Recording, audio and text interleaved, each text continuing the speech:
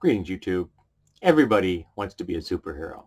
I've talked about superhero powers on my channel many times. I've talked about what a cool idea would it be to be a superhero, the limitations of being a superhero, the burdens of being a superhero. We love superheroes in comics, in TV, in movies. We just love them. And I picked up the book Ordinary by Rob Williams at a thrift shop, I think for less than $3. And it's well worth your time if you'd like to go do that. You can pick it up for $2.80, I think, on Amazon secondary market at the moment, plus shipping, of course. But it's the story of a world full of superheroes. And there will be spoilers in here to a certain extent, so be aware of that. Michael Fisher is a plumber, and he's a loser. He's out of shape. He's not attractive.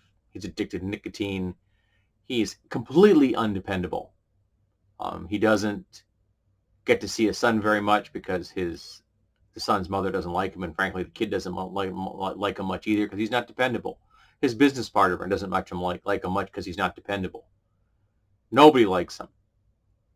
The local loan shark that he owes money to doesn't much like him because he's not dependable. He's a loser.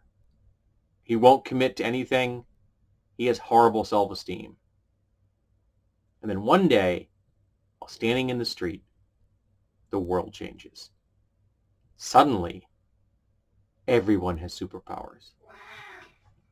Everyone on the entire planet, except for Michael Fisher. Now, some of these people have powers like they can walk on water. Cool if you want to do a Jesus cosplay, but other than that, not that useful. But some of them have cosmic powers, and they're dangerous, and people are dying.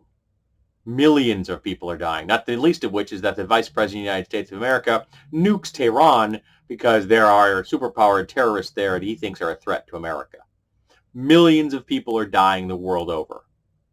It's absolute chaos. And a British researcher has figured out that she thinks she can solve this if she can find one non-powered person and use that person to come up with an antidote. And that's where Michael Fisher comes into the process. So his goal is to find his son. So he has to make his way across the city of New York full of superpowered people, all who just got their powers. Again, really damn dangerous. Absolute chaos. Lots of people are dying. And eventually, over the course of the book, the researcher and Michael Fisher hook up, and then the story continues from there. I'm not going to completely spoil it for you. But it's about redemption, so it's a story arc I really appreciate because I love a good redemption story. The art is wonderful. The superpowers that are being displayed are great. Some of them are traditional. Some of them are a nice new twist on stuff. Lots of them are mythologically based. So if you have any kind of understanding of any of the mythologies of the world, you'll get a little kick out of that. You see all these different beings popping into his existence essentially because the people want them to be. They want to be heroes. They want to be the avatar of their god. And a lot of these powers seem to be linked to the personality of the person involved. And that was kind of interesting. It was kind of like Wild Cards by, who's the guy who did Game of Thrones? No, his name escapes the author. I can't remember his name at the moment. H.R. G.R. But I can't remember how the last name is, but I apologize. The costs of getting older.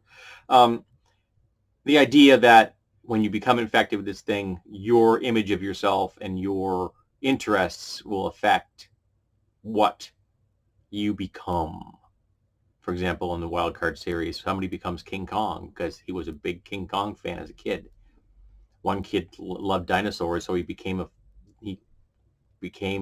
flying pterodactyl. Yeah, I know they're not dinosaurs, but in the kid's head they were, so that's what he became. So the idea that you would impact that. So I started thinking about that. What would my superpower be? Now, I love metal. I was looking at this specifically when I was thinking of it. This is a solid brass chain link from a mine-sweeping ship from World War II, and non-conductive, so the mines won't be set off by this. Not cheap, but I own one of these now. It was a gift from my wife. One of the cooler gifts my wife's ever given me. And I thought, wouldn't that be cool if I could just will bronze into existence? I think manganese is the strongest bronze, but that would be cool. I could just will bronze weapons into existence, bronze art into existence, bronze dice into existence. There's always a market for those. And if I could keep my home safe, and if I could will a bronze into existence, I could help keep my home safe. Because if somebody bothered me, I could just do very unpleasant things to their bodies by willing bronze into existence around their body parts. I could make a whole lot of bronze stuff very quickly, because I'm smart enough to realize this may not last. So that when it ends, I would have a whole bunch of bronze stuff that I could then sell and make a lot of money. Not to mention have cool bronze things for my own self. I would love bronze weapons. That would be so cool. Swords and kopeshes and spears and axe heads and things like that. That would be awesome. So yeah, if you have an idea what power you'd like, throw it in the comment section. But the comic itself is a lot of fun, very well drawn, very well written. The writing is great, and the character of Michael Fisher is wonderfully realistic. He just comes across as this loser who's trying to do the right thing, but he has absolutely no faith in himself. And he eventually succeeds, of course, because that's what the story is about. It's about redemption, and it was a whole hell of a lot of fun. So I'm really glad I read this. I'm going to pass it on to a friend of mine who will also really appreciate it. So if you like good, concise stories, nice, tight, it's just that one volume and you're done, guys, definitely suggest you check out Ordinary by Rob Williams. You will not be disappointed.